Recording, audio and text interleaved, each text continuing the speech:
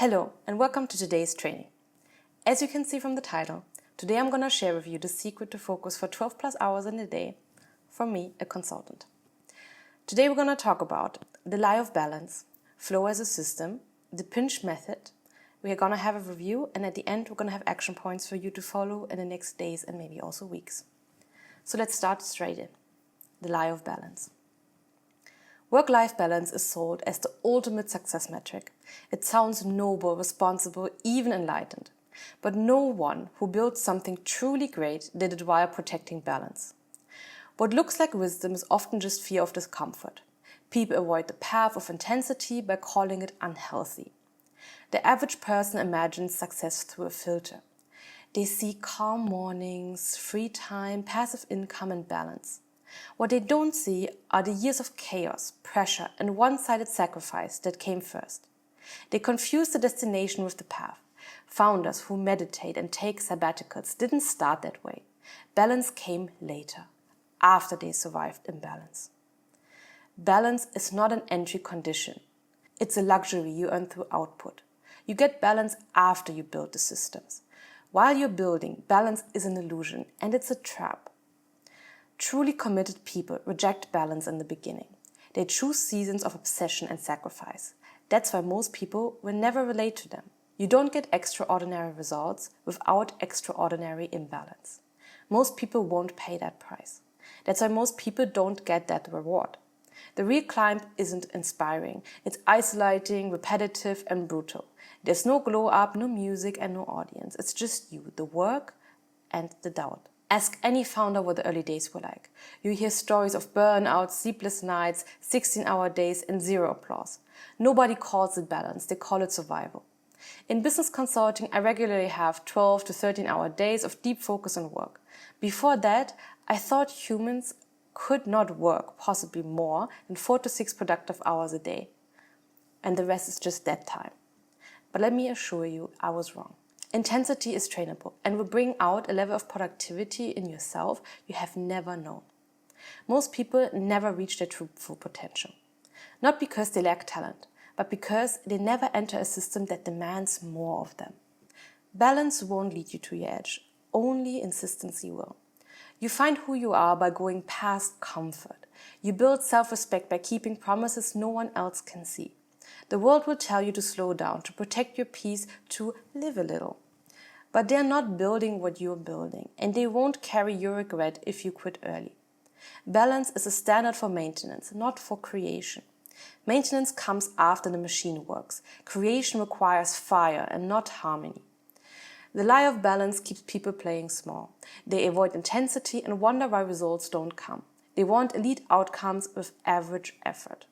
People use balance to justify quitting too soon. It's not worth my mental health becomes a mask for fear. I need better boundaries becomes a shield against discomfort. What separates builders from talkers is this. Builders tolerate seasons of brutal imbalance. Talkers seek comfort during the climb.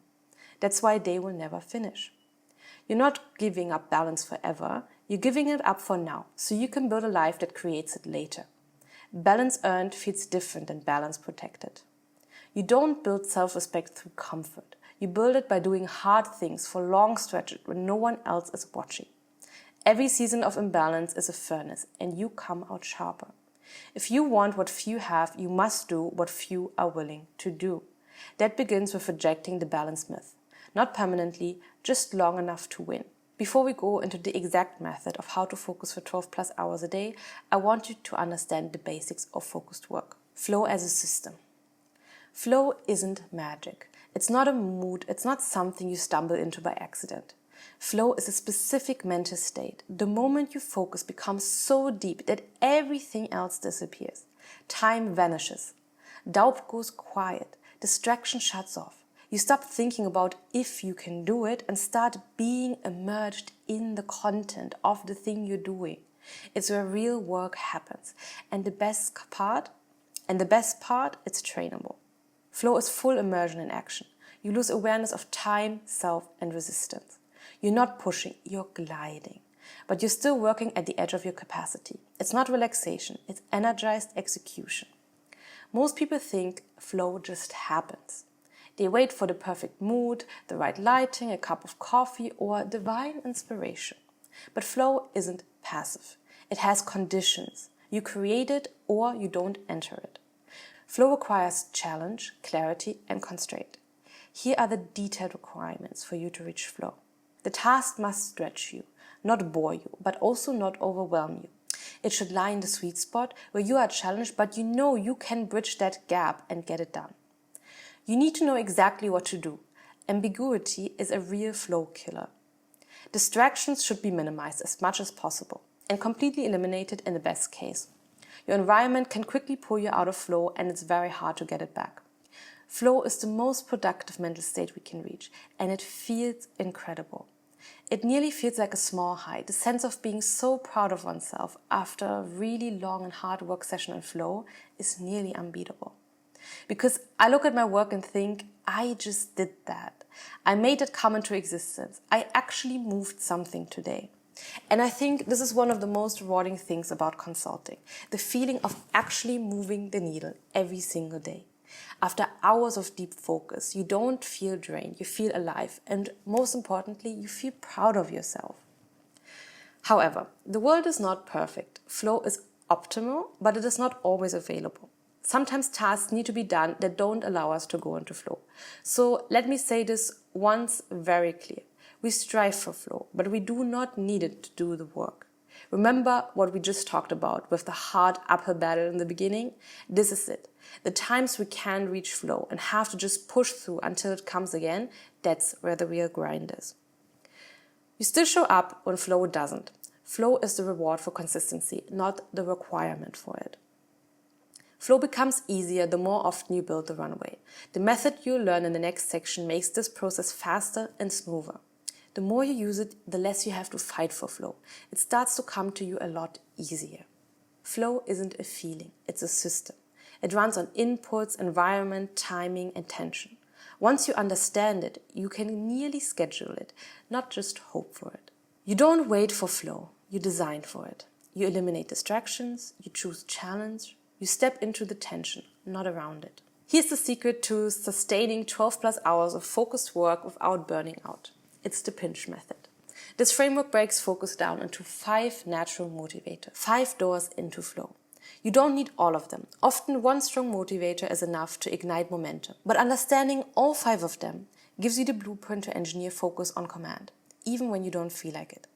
When you know which lever to pull, you stop waiting for motivation and you start creating it. PINCH is an acronym standing for play, interest, novelty, challenge, and hurry. Hurry means urgency in this case.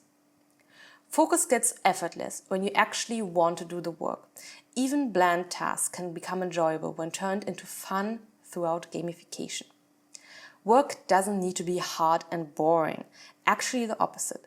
The more fun you have, the easier it will be to get things done, and the more creative and good you will be at it. Some tasks will more automatically evoke the play feeling within you than others.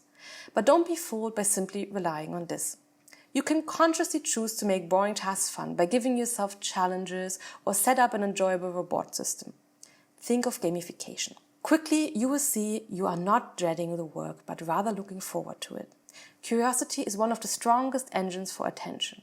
When something fascinates you, even slightly, your brain leans in. You're not forcing focus, you're exploring. Distractions fade because the work itself is what you want to look at. Not every task can be interesting, but ask yourself, what part of this could I find interesting if I tried? Especially for work purposes, try to lean into your natural strength, your natural interest that other people find hard. This gives you an unfair advantage and will propel your results. Newness refreshes attention like cold water on the face. A new format, a different location, a twist on the task. Novelty gives your brain a spike of energy and resets the boredom loop. This is why changing your tools, your schedule, or your music can make old tasks feel new again.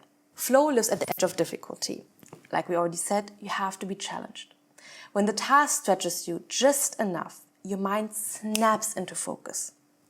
You rise to the occasion. You want to win. You want to beat the clock, beat the old version of you, or outdo yesterday's results. Collaboration and competition are both shortcuts into this state because they raise the stakes. Challenge paired with interest and/or hurry is a nearly unbeatable combination I often use in my own work. Deadlines are magic. A ticking clock forces your brain to log in. It silences the inner critic. You don't have time to doubt. You just do. And let me repeat this because of how important this is. You don't have time to doubt yourself. You are just doing. This time pressure creates a space which doesn't allow any room to doubt yourself because the task needs to be done. There is no other possible outcome than the task being done. Urgency isn't always real, but the trick is to create artificial urgency with timers, accountability, or self-imposed sprints. If it is hard for you to create this time pressure yourself, ask a friend or get a boss, someone with authority, to impose it upon you. You don't need to score all 5. Often, 1 is enough and multiple can make a deadly combo. Start noticing which of these fuel focus for you the most often. Build your system around that. Find what works for you. It is never stupid if it works. We reached the review stage. So in this training today, we talked about the lie of balance, flow as a system, the pinch method, which is the secret to focus for 12 plus hours a day. This is our review. Now we're going to look at the actual steps that you can follow in the next days and also weeks to use this pinch method. These are your actions. The first one, reflect. Sit down and scan your memory for moments of real, deep focus. When did you lose track of time because you were so immersed? Write down at least 5 to 10 examples. For each one, ask which pinch factors were active here. Then analyze. Don't just look at what you did. Look at why it worked. Which pinch elements show up the most? You're not guessing anymore. You're identifying your personal gateway into flow. Patterns equal power. What repeats becomes your custom formula. Experiment. Now create the magic on purpose. Use your top motivators to structure your next work block. Add new ones you haven't tried yet. Create urgency, add novelty, raise the challenge. Not every day is the same, but you should have several repeatable flow setups to cycle through. Lastly, refine. Keep a short flow journal for 7 days. Each day, rate your focus from 1 to 10. Note which pinch elements were present and which ones you missed. After a week, you know exactly what to tweak. Flow isn't random. It's a custom build. If you found this training helpful, then please give it a like and also follow our channel for more trainings. And please let me know in the comments if you have tried the method and if you could tell that it improved your focus.